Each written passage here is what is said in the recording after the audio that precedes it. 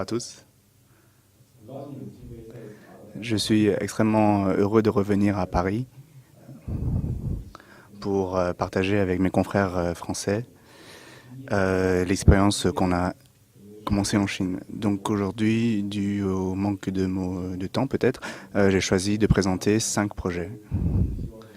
Donc j'aimerais vraiment pouvoir partager l'expérience chinoise aujourd'hui avec nos stratégies et notre approche notamment sur les espaces publics et sur cette notion de cour carré chinoise et d'autres thèmes. Je viens de Nanjing, vous voyez donc Pékin, Guangzhou et Shanghai. Là vous voyez l'ouest. Donc en fait, Nanjing se trouve effectivement à la croisée de ces deux axes, est-ouest et nord-sud. Vous voyez ici le delta du Yangtze, et vous voyez Nanjing, vous voyez Shanghai et vous voyez Hangzhou.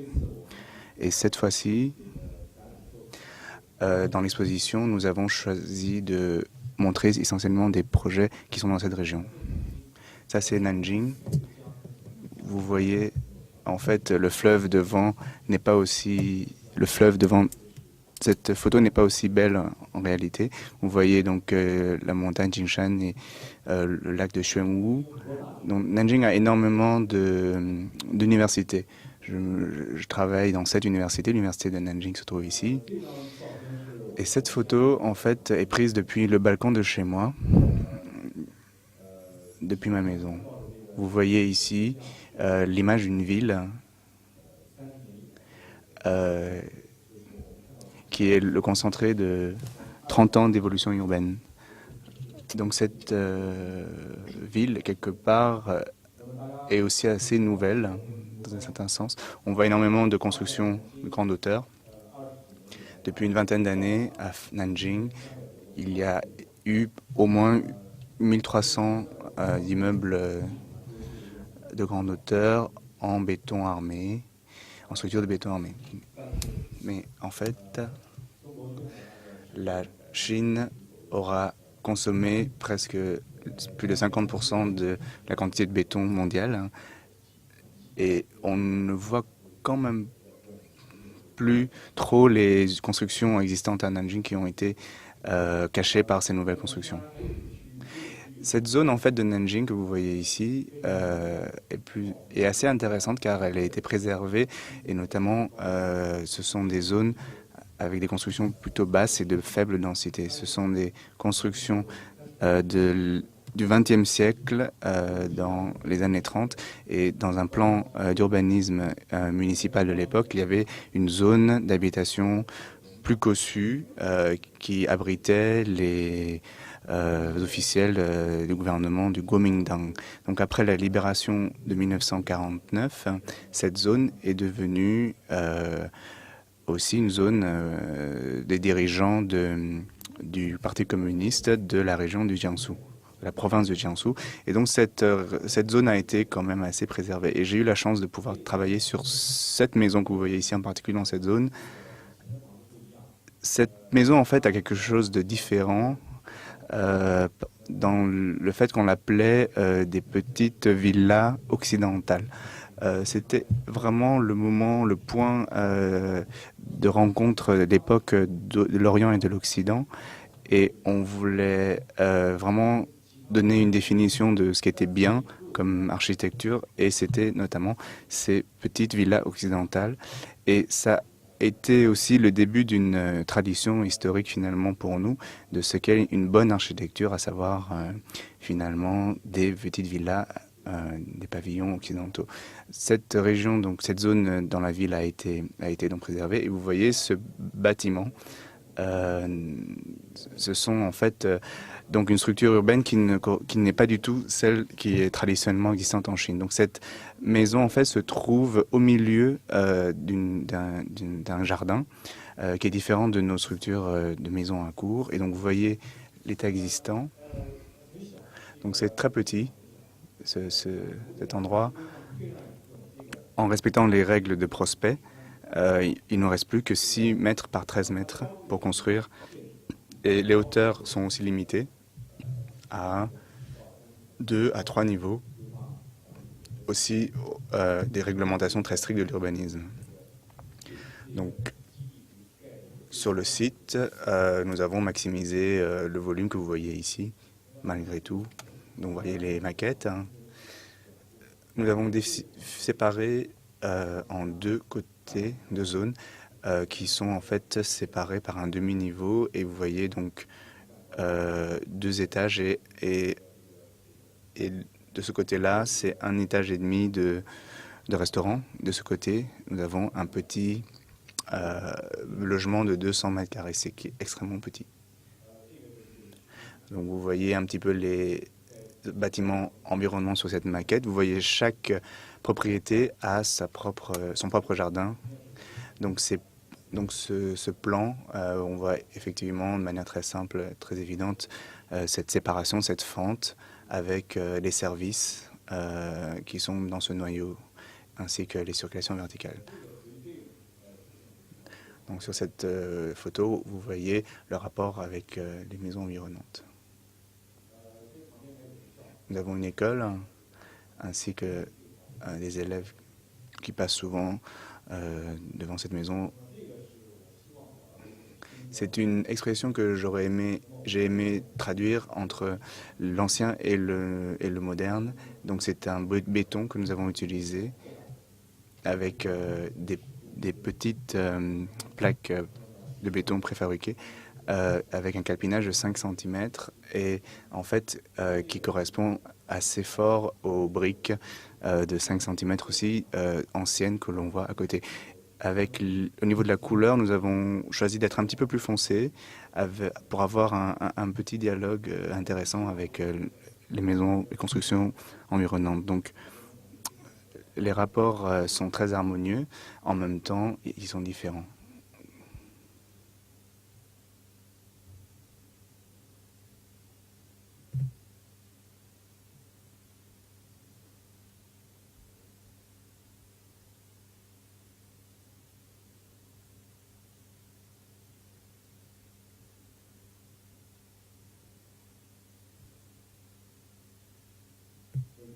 Donc à l'intérieur, des choses très simples aussi.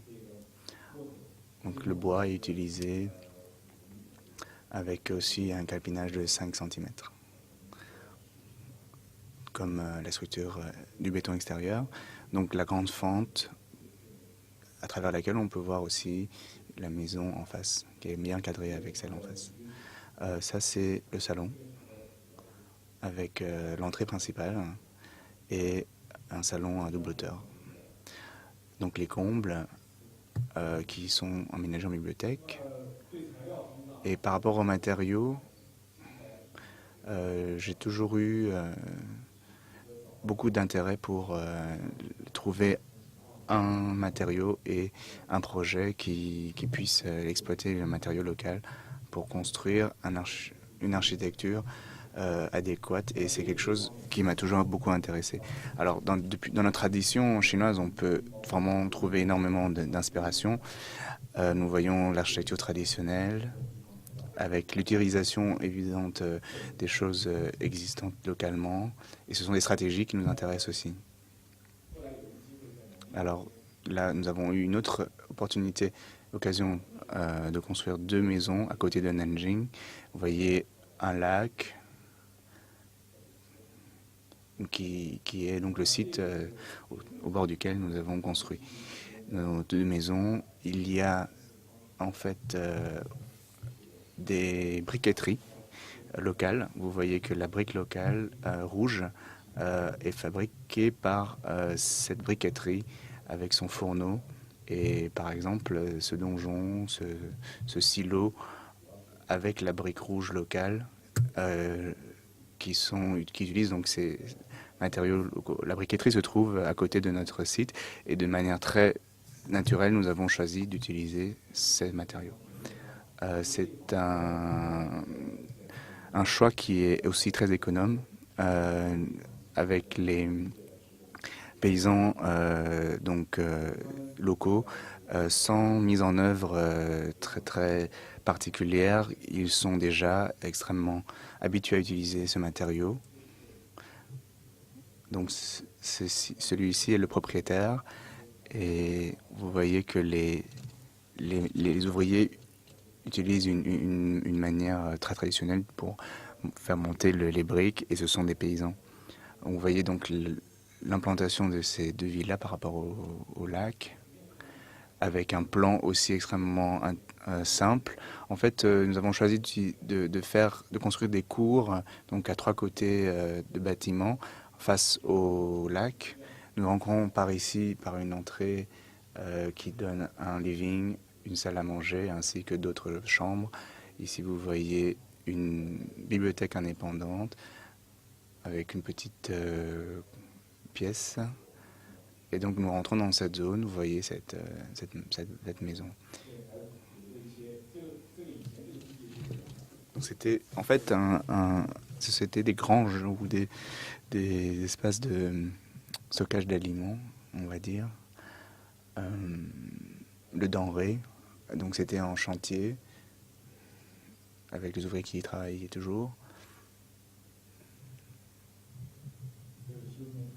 À l'automne et en hiver.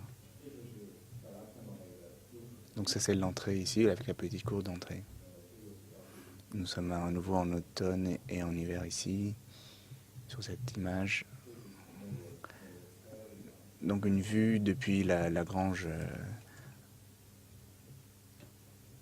qui a été déconstruite partiellement, la cour qui donne en direction du lac.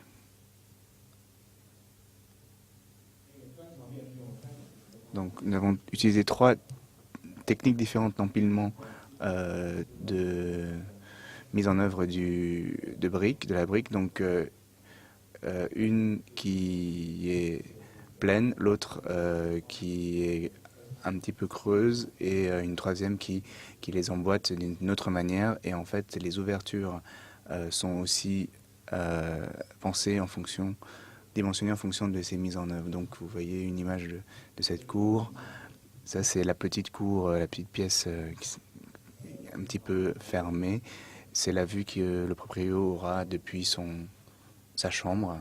Voilà. C'est sa salle à manger, son living. Voilà.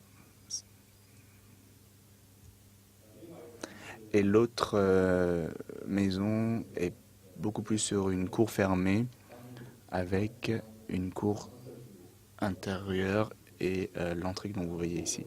Donc à travers les différents espaces, on va dire, d'exposition, on voit le lac. Donc c'est en fait une maison de poète et le poète souhaite avoir un cadre calme avec une cour pour écrire et s'inspirer. Et il aimait aussi avoir une maison de thé que vous voyez ici à l'intérieur de la cour pour pouvoir recevoir et écrire.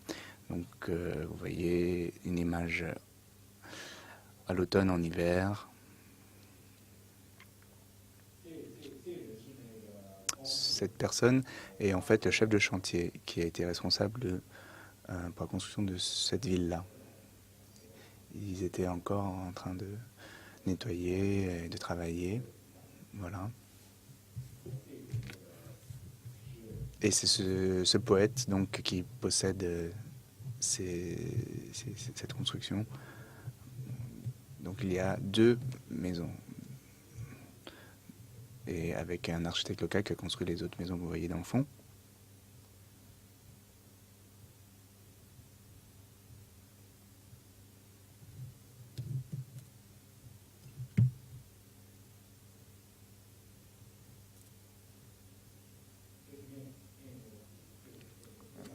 Ceci est face donc au lac et vous voyez ce grand espace ouvert sur le lac. Ici, c'est son atelier. La majorité du temps, il y passe dans cet espace pour écrire, pour travailler. Donc vous voyez donc la maison de thé, l'espace de thé.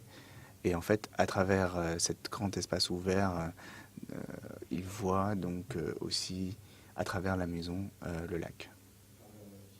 Ça, c'est son living à lui. Il voulait une cheminée.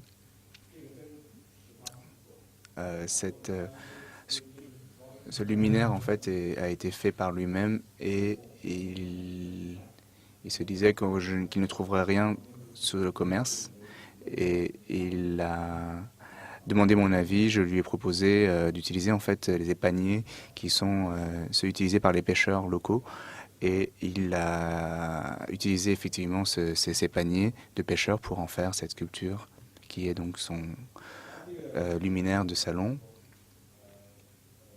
En fait, initialement, nous avons déjà évoqué dans mon travail, j'aurais aimé vous présenter, vous parler de cette recherche que j'ai faite sur les cours et les maisons à cours. Effectivement, j'ai déjà, depuis ces dernières années, fait une dizaine de projets à base de ce concept. Donc, c'est quelque chose qui existe de manière très très fréquente, récurrente dans toutes les régions de Chine, avec des exemples très très célèbres. Vous voyez ici, donc à côté du Jiangsu, dans le Anhui, dans le sud de Anhui, vous voyez donc ces magnifiques maisons qui ont une structure en plan qui représente énormément toutes ces petites cours emboîtées. En fait, vers l'extérieur ou vers l'intérieur, les rapports sont extrêmement différents. Vers l'extérieur, tourné sur la rue, ce sont des espaces assez petits et en revanche, à l'intérieur, ce sont des espaces complètement ouverts et donc très ouverts vers l'intérieur et très fermés vers l'extérieur. Donc, nous avons fait beaucoup d'analyses et de recherches sur ce sujet. Vous voyez donc dans cet exemple les constructions des habitats du Anhui, du sud, sont en fait synthétisées et simplifiées dans cette structure très simple qui est en fait une structure autour d'une cour et toutes les fonctions sont réparties autour. Donc un autre sujet très intéressant qui sont en fait donc ces comment dire, ce sont ces agglomérations, que ce soit des villages ou de villes, et ces formations géométriques urbaines nous montrent en fait deux types de structures, l'une tout à fait géométrique et organisée, l'autre beaucoup plus vernaculaire. Et ces deux typologies sont des choses qui sont également intéressantes. Vous voyez par exemple la ville de Pingyao, ville historique du Shanxi. Vous voyez une structure à grilles carrées, très structurée, en opposition à l'autre structure du Anhui qui est beaucoup plus vernaculaire et organique. Donc nous sommes tous très très motivés et intéressés de travailler sur ce côté organique qui se rapproche beaucoup plus de la vie.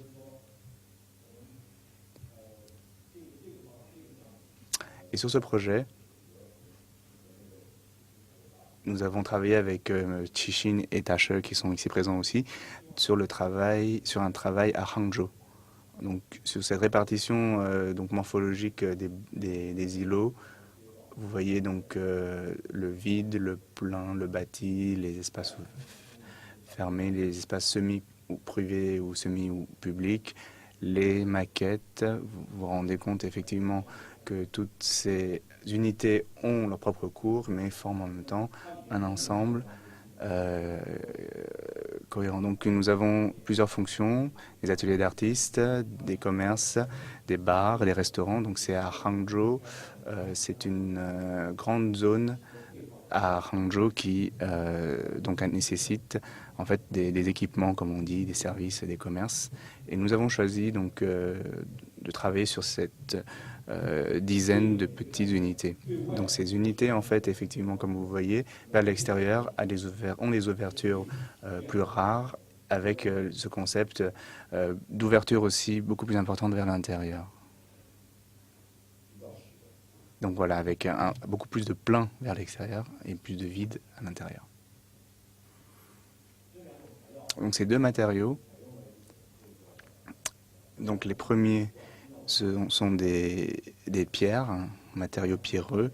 Nous avons aimé choisir ces briques du Jiangnan qui sont plus des matériaux pour le sol en général, et même à Suzhou ça se faisait, mais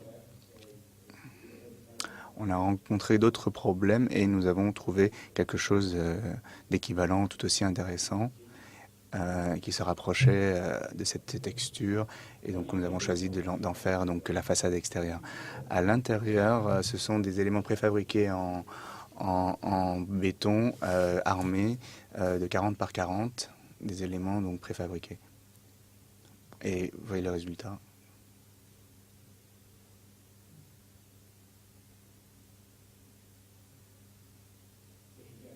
C'est la cour. Donc des façades ouvertes sur des cours. C'est un projet à Nanjing, avec aussi des collaborations entre plusieurs architectes, avec aussi une idée de travail sur des concepts de cours. Et on voulait effectivement que tous les architectes travaillent sur cette notion de cours. Donc vous voyez donc des petits immeubles de bureaux en fait de 1000 ou de 2000 mètres carrés. Et en fait, ceux-là sont de 1000 mètres carrés, ceux-là sont de 2000 mètres carrés. Donc ces deux types de bâtiments, de bureaux. En fait, là, sur ces unités-là, donc de 1000 mètres carrés, nous avons des cours avant et arrière, tandis que celles de 2000 mètres carrés ont en fait un emboîtement de l'espace entre la cour et le bâtiment et l'autre combinaison entre les deux. Voilà. Donc ce qui est en noir est le bâti, ce qui est en vert est donc les cours. Vous voyez. Dans ce projet, nous avons créé 3 types d'espaces. Ce niveau, en fait, est une cour fermée. Et cet espace de travail, pour les jeunes qui débarquent dans la boîte, on les met à ce niveau. Ils ne voient pas l'extérieur, mais ils peuvent profiter de la cour intérieure. Quelques années après, il aurait à monter en hiérarchie. Eh bien, on le montrera au 2e niveau. Et là, il verra cette vue horizontale qui se déploie sur un paysage qu'on aurait voulu à l'image des grandes peintures chinoises. Et donc, il peut aussi voir les jeunes qui travaillent en bas. Et quand il est vraiment devenu patron, il pourra monter au 3e étage où, en fait, ils ont leur propre unité. Donc, ils ne sont pas ouverts sur l'extérieur, mais ils ont leur propre cour privée. Et le soir, il peut même rester, dormir et vivre là. Donc ça, c'est un concept qu'on a développé en banlieue de Nanjing. Vous voyez l'empilement de ces différents niveaux.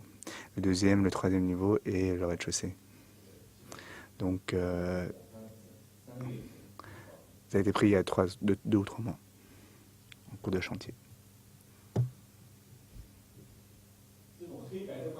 Donc ce contraste, ce rapport entre le blanc et le noir, est aussi, en fait, un rapport qui existe dans l'architecture des habitations donc de la province du Bayangtze. Ce projet, donc le dernier, est un musée de militaires, donc dans la ville de Liyang, dans la province du Jiangsu. C'est en fait une troupe qui était donc en souvenir d'une troupe armée qui s'est démarquée dans la lutte contre la guerre du Japon et leur base était dans cette région. Ils ont voulu donc faire une extension pour montrer les exploits et aussi donc en souvenir à la mémoire de cette unité. On aurait aimé donc dans ce travail exploiter encore le concept de cours carrés. Donc on voyait en fait souvent dans les autres projets que les cours étaient soit des puits, soit des cours extérieurs. En fait, dans ce projet, nous avons voulu trouver plus un concept de cours dynamique qui part de l'intérieur de l'architecture et qui se déploie vers l'extérieur. Vous voyez effectivement que ça part de l'intérieur et ça cherche la lumière, ça se cherche une cour dans le bâtiment. Donc, vous voyez en fait le rapport entre la base ancienne et le nouveau bâtiment et son extension. Donc là, on voit très très bien cette mission d'ouverture vers le ciel. Donc nous avons choisi la couleur rouge pour exprimer l'idée de la révolution. Donc c'est aussi 3 types de matériaux différents de pierre que nous avons choisi en façade. Nous avons voulu construire un volume massif.